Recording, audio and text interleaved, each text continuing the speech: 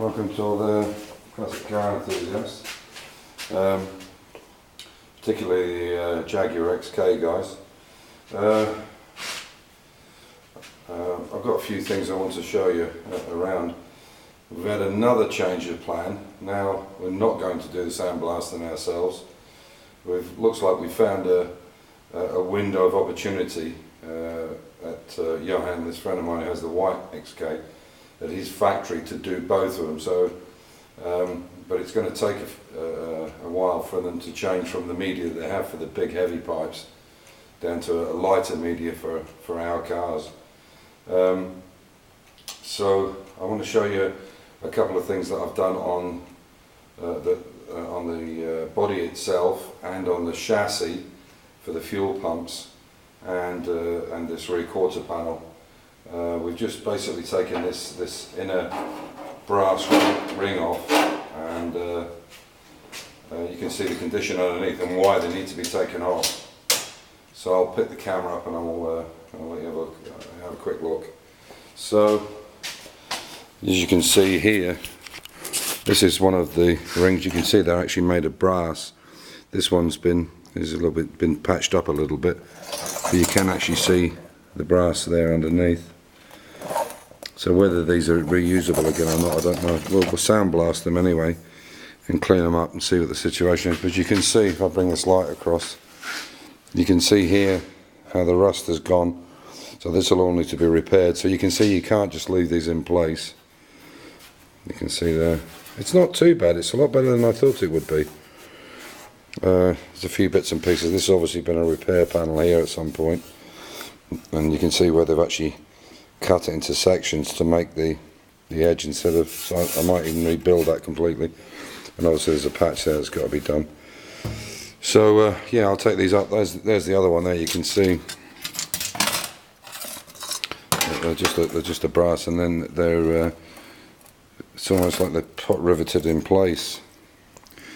I don't know if that's a hole right the way through, or I think no, it wouldn't be. It would be. That's probably where the pot rivet would catch on it and pop it onto them. Anyway, so that's a job that's got to be done. There's a couple of brackets here that we've made up. It don't seem like much, but what it is, we because we're sandblasting these, and the sandblaster's a big pro system, as you've seen in perhaps some of the other videos. These wings, there's normally across the chassis here, there's a kind of stay across there, and there's a battery box inside here, and all kinds of gussets and things.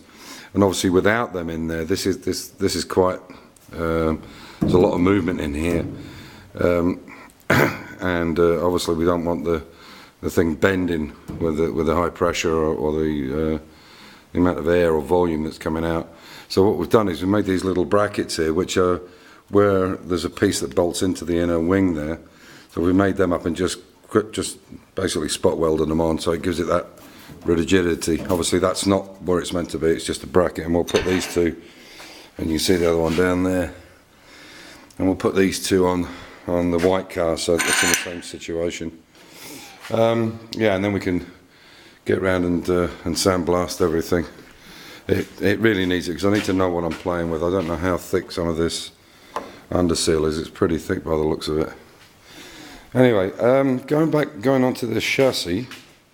I think I said in the one where I was showing you around the factory what the intention is now on Johan's chassis. This is a brand new one, and as you can see, this is the main fuel pump, SU fuel pump, electric fuel pump, and this is for the secondary fuel pump, which is on the S specification cars, which had the triple carburetors. And I've talked to a few people, and I've kind of done a bit of research, and I can't actually find the reason why they put the twins on, because the XK 4.2, sorry, the E-Type 4.2, which has the same engine, same carburetor, in fact it's a bigger engine, only has the single SU, but maybe in 1938, they weren't very efficient, or the points got stuck, or God knows what. I don't know what the reason was, and I can't really find out. So if anybody on YouTube does know, or anybody watching this does know the reason why they had two pumps, you can let us know. I would think it was for because they weren't either efficient pushing the fuel to the 3 carbs, or they were bad for sticking and whatever. And because they're done in line, it means if one pump failed, the other one would keep going. And we want this as a Grand Tourer car around Europe. So, but this bracket is not on the original chassis. After a period of time when they were making more S-types, they made all the chassis like that, but I think it was after 58 or late 58, whatever it was. And obviously you need this bracket system on it to put the double pumps in. From my understanding of it, it isn't necessary, but that's how they came, so I think we'll put it back that way, and having a backup fuel pump isn't a bad thing. The other thing is you can see here, this is brand new, but it's been recreated exactly like the original chassis were, and you can see that there's a weld, and then there's a brake, and then a weld, and so on. So it's been recreated the way it was originally, and this is how Johann's is as well.